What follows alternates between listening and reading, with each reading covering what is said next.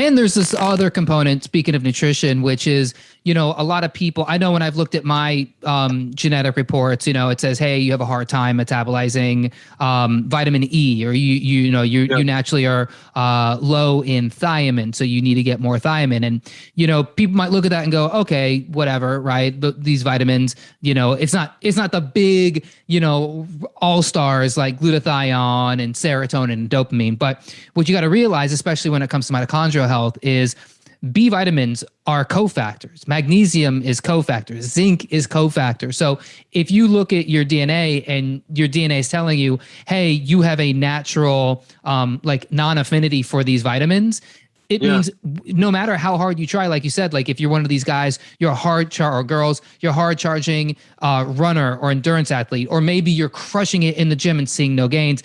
It might be because your body is not able to properly utilize these vitamins to effectively boost your mitochondrial production.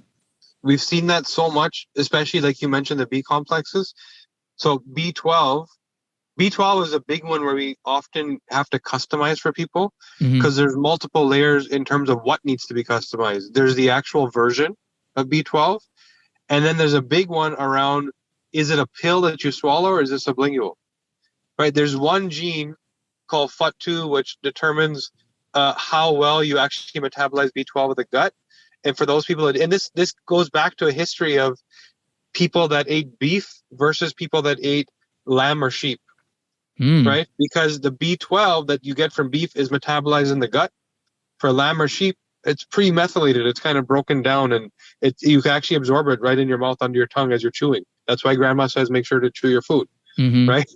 So that for those people, they need a sublingual. So imagine the vegetarian who's taking a B12 supplement to maintain their anti-inflammatory capacity because they don't get it from meat, and they're just peeing it out, and they don't even realize. Right? Because they don't absorb. And that same gene, by the way, FUT2, also determines how well you'll do on a vegan diet.